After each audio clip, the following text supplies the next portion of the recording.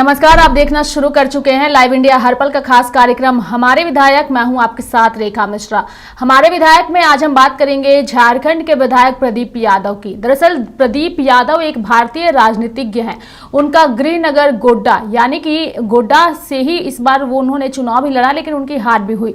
बता दें कि वे गोड्डा जिले के पुरैया हाट ब्लॉक के बोहरा गांव से जो है वो आते हैं। वे झारखंड विधानसभा के वर्तमान में सदस्य हैं। वे भारतीय जनता पार्टी के सदस्य के रूप में झारखंड के गोड्डा से 13वीं लोकसभा के लिए उपचुनाव में चुने गए। वे झारखंड विधानसभा के वर्तमान में सदस्य हैं। वे 2 बार राज्य मंत्रिमंडल में मंत्री भी रह चुके हैं। वे तत्कालीन मुख्यमंत्री बाबूलाल मरांडी के कार्यकाल में ग्रामीण विकास मंत्री थे। दूसरी बार वे अर्जुन मुंडा के अधीन मंत्री बने और मंत्रालय मानव संसाधन विकास था। उन्होंने अपना राजनीतिक जीवन एक छात्र नेता के रूप में शुरू किया और भारतीय जनता पार्टी के सदस्य थे।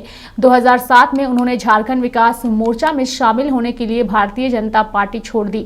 झारखंड विकास मोर्चा का भारतीय जनता पार्टी में विलय होने के बाद वे और बंधु तिर्की दोनों भारतीय राष्ट्रीय कांग्रेस में शामिल हो गए। वहीं प्रदीप यादव के बारे में विस्तार पूर्वक हम आपको बताएंगे कि आखिर प्रदीप यादव का सफर राजनीतिक कैसा रहा है और झारखंड विधानसभा के विधायक होने के नाते उनका कार्यकाल किस तरीके का रहा है। लेकिन उससे पहले प्रदीप यादव से खास बातचीत की है हमारी सहयोगी नेहा ने हमारे विधायक कार्यक्रम के तहत। सबसे पहले उस बातचीत को आपको सुनाते हैं। हमारे साथ प्रदीप यादव जुड़ चुके हैं जो कि कांग्रेस विधायक है गोड्डा से। अब हम इनसे बात करेंगे और रूबरू करवाता है लाइव इंडिया आपको प्रदीप यादव से। सर, आपका बहुत बहुत स्वागत है हमारे चैनल पे। हमारा चैनल एक प्रोग्राम शूट कर रहा है जिसका नाम हमारे विधायक है। सर, गोड्डा के लोकप्रिय विधायकों में यहाँ पे सर जनता आपको पसंद की और चुनी है। सर, इस पर क्या करेंगे, क्या कहेंगे, कितना एक्सपीरियंस रहा सर? और फिर से अब जो है विधानसभा की तैयारियों में सभी विधायक एक तरफ से जुट चुके हैं। ये स्वाभाविक है कि लोग तैयारी में जुटे हैं। हम भी उसका एक हिस्सा है। जो हमने अपने पिछले कार्यकाल में, इस कार्यकाल में जनता के लिए जो उनकी कल्याणकारी, उनके विकास की योजनाओं को हमने धरातल पर लाया है, उनके सुख दुख का साथी रहा है। बस लोगों से वही संबंध आगे भी बढ़ा रहे, आगे भी चलता रहे, यही अपील है। यही अपील है सर। आप सर जनता को कभी भी ज़रूरत पड़ी, 12 बजे रात, 1 बजे रात में या छोटी मोटी समस्या हुई, सभी में आप जाते हैं, जिसका निदान करने की पूरी तरह से कोशिश करते हैं सर आप। वहीं दूसरी ओर देखा जाए तो लोगों का जो दुख होता है उसको भी हल निकालने का कोशिश करते हैं, खुशियों में शामिल होते हैं, छोटी मोटी खुशियों में, उद्घाटन में, हर एक चीज़ में आप शामिल होते हैं। न, बिल्कुल कहीं दो राय नहीं है कि हम सब कॉमन मैन हैं। भले आज MLA हैं, लेकिन सामान्य आदमी की तरह सामान्य लोगों के साथ मिलजुल के रहते हैं। उनके सुख दुख का साथी है। सुख में भी खुशी बांटते हैं, दुख में भी उनके दुख को बांटने का प्रयास करते हैं, उनको यथासंभव सहयोग करने का प्रयास करते हैं। तो इस बार सर विधानसभा की चुनाव की तैयारियां किस तरह चल रही है? क्या लगता है पार्टी इस बार आपको टिकट देगी? ये तो पार्टी तय करेगी, लेकिन हम सब तो अभी ये मान के अपनी चुनाव की तैयारी में लगे। तो सर जो प्रतिनिधि होगी, जो प्रत्याशी होंगे, उसका पूरा सपोर्ट रहेगा आपकी तरफ से? अगर कोई और रहेगी, किसी और को टिकट मिलेगा तो? नहीं, बिल्कुल पार्टी वो तो आगे, जब ये जो बातें कल्पना की हो उस बात पर कोई उत्तर नहीं दिया जा सकता। वर्तमान स्थिति को देखते हुए ही उत्तर दिया जाता है। लेकिन सर देखा जाए एक तरफ से तो ये एक चुनौती भरा समय होता है। चुनाव का समय जो होता है एकदम चुनौती भरा होता है, इस पर क्या कहेंगे? नहीं, बिल्कुल चुनाव छोटा हो बड़ा हो, चुनौती भरा रहता ही है। अभी हाल में भी हम चुनाव लड़े हैं, वो भी चुनौती भरा था, यह चुनाव भी चुनौती भरा है। थैंक यू जी। तो जिस तरह से आपने सुना कि प्रदीप यादव का कहना है कि हर चुनाव जो होता है वो चुनौती भरा होता है और इस बार भी जो चुनाव का समय होगा वो बिल्कुल चुनौती भरा रहेगा। ऐसे ही तमाम अपडेट्स के लिए जुड़े रहे लाइव इंडिया हर पल के साथ अपने सहयोगी विशाल के साथ। मैं नेहा, रांची से। तो हमारे विधायक के इस खास कार्यक्रम में प्रदीप यादव को आप सुन रहे थे, जिन्होंने बातचीत के दौरान अपनी बातों को रखा है और अपनी चुनौतियों को बताया है कि कुछ चीज़ें जो है वो स्वाभाविक है।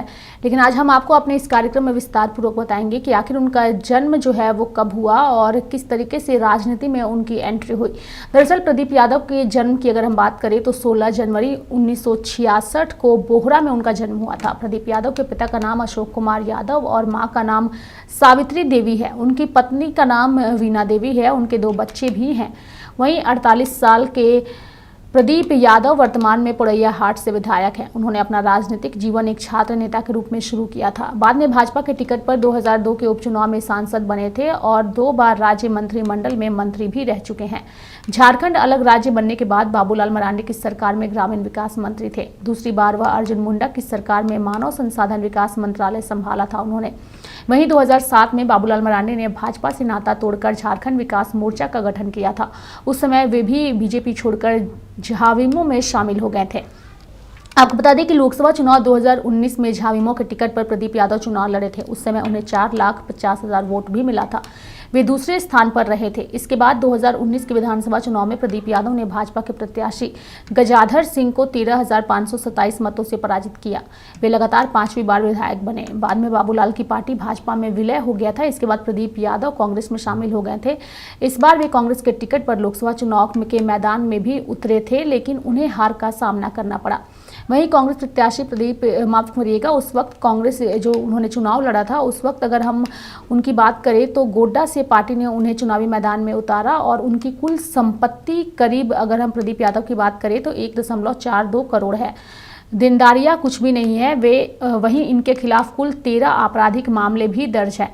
वहीं अगर हम गोड्डा की बात करें तो गोड्डा से उन्होंने इस बार लोकसभा का चुनाव लड़ा था, लेकिन उन्हें हार का सामना करना पड़ा। लेकिन गोड्डा लोकसभा क्षेत्र की बात करें तो इसमें मधुपुर, देवघर, जरमुंडी, पुरैया हाट, महगमा और गोड्डा विधानसभा क्षेत्र को मिलाकर बनाया गया है।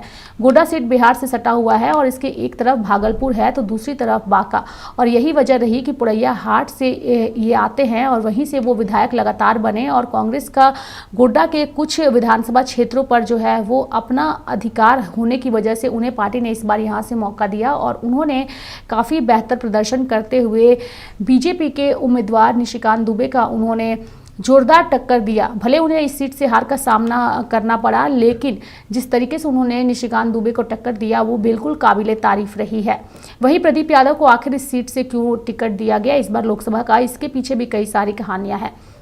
दरअसल गोड्डा लोकसभा सीट के अंतर्गत 6 विधानसभा सीटें आती है, जिसमें 4 सीटों पर इंडिया गठबंधन का कब्जा है। वहीं 2 सीटों पर बीजेपी के विधायक है। खुद प्रदीप यादव पुरैया हाट से विधायक बनते आ रहे हैं और वे ओबीसी समाज से आते हैं। अनुमान के मुताबिक करीब 2.5 लाख यादव, वैश्य और ब्राह्मण हैं। वहीं करीब 3.5 लाख मुस्लिमों की आबादी है। कांग्रेस को उम्मीद थी कि उनकी उम्मीदवारी से मुस्लिमों के साथ साथ यादव वोटर्स भी गोलबंद हो सकते हैं। कांग्रेस की उम्मीद यदि हकीकत में बदली होती तो निशिकांत के लिए जीत का चौका लगाने की राह मुश्किल हो सकती थी, लेकिन बिल्कुल ऐसा नहीं हुआ। और लेकिन टक्कर जो है वो कांटे की थी और प्रदीप यादव ने बेहतर प्रदर्शन करते हुए इस सीट पर भले हार का सामना किया, लेकिन उन्होंने निशिकांत को ये बता दिया कि अगर अगली बार एक बार फिर से इस सीट से वो चुनावी मैदान में उतरते हैं तो निशिकांत दुबे के लिए इस सीट पर जीत हासिल करना मुश्किल है।